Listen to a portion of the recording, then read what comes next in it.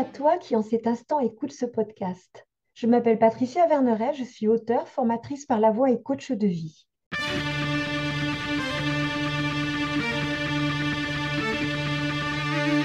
Je t'accompagne avec une pensée du jour sans aucune vérité absolue, mais des invitations. À quoi? À écouter la vie en toi qui veut s'exprimer et t'aider à passer à la suite de ton histoire. Le chant de l'intention. S'il est une chose que chanter apprend, c'est que la moindre tension empêchera la voix de s'exprimer dans toute sa splendeur. Être tonique, oui. Être tendu, non. Or, dès lors que la volonté intervient en excès, tout le corps se tend vers l'objectif.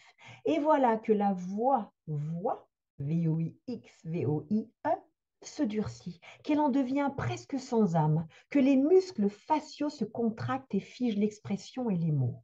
Voilà qui oblige à trouver une autre façon de faire, si l'on veut une voix harmonieuse qui se déploie élégamment. Une façon qui respecte la vie et ses chemins possibles, qui n'épuise pas l'énergie intérieure, mais qui la fait circuler librement et joyeusement. Mais comment faire sans volonté? S'inquiète le mental qui veut tout régenter. Il ne s'agit pas de l'annihiler, mais d'utiliser ses capacités de la façon adéquate. Quelque chose d'incisif, mais moins directif.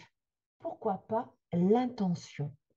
L'intention est puissante sans être forcément consciente si l'on n'est pas observateur de ce qui se passe en soi. Elle n'a pas de jugement sur ce qui est bon ou pas. Elle est.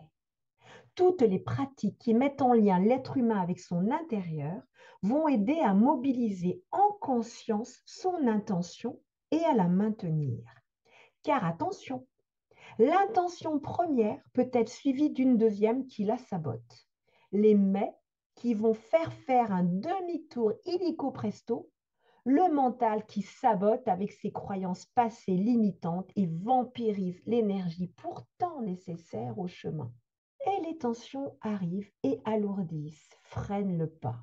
Dès que l'on parvient à sortir de ce schéma frustrant et fatigant, quand l'on remet son mental à sa juste place, l'intention consciente et fermement maintenue peut cibler le lieu d'arrivée sans se préoccuper du chemin à prendre, ni du temps nécessaire pour le parcourir. L'intention va mettre en marche. Dans l'intention d'une note, il y a la note dans la tête et dans l'oreille, et le corps se mobilise pour qu'elle puisse s'exprimer à l'air libre. Dans l'intention de son vibratoire, il y a le souvenir des sensations vécues dans son corps lorsque celle-ci nous traverse et qu'il suffit de commander pour que le corps se replace et l'accueille. Dans l'intention de parler à une personne située à 6 mètres, le corps se mobilise instinctivement pour que la voix porte suffisamment pour se faire entendre. Dans l'intention d'être en forme physique, le mental se met en action pour sélectionner les données pertinentes. L'émotion va stimuler et l'énergie de mouvement destructeur va devenir moins attirante. Dans l'intention d'avoir une vie plus proche de la nature, le corps d'un coup arrive à saturation des bruits et de la pollution. Le mental est attiré par les petites annonces de maisons à la campagne ou des cours de Qigong, par exemple, dans le jardin en bas de chez soi.